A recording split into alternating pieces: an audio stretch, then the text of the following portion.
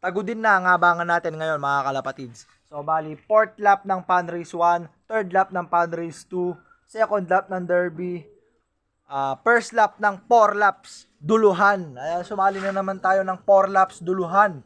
Ayan, grabe nga. Tapos, 2nd lap na rin ng PRSDP, ka-double club ng BBC. Ayan, grabe, sinagad na natin yung ibon natin.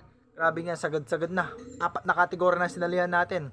So, last 2 laps na lang doon sa Pan Race 1, magkakaalaman na kung sino ang magkakampiyon at mag-uuwi ng brand new ADB.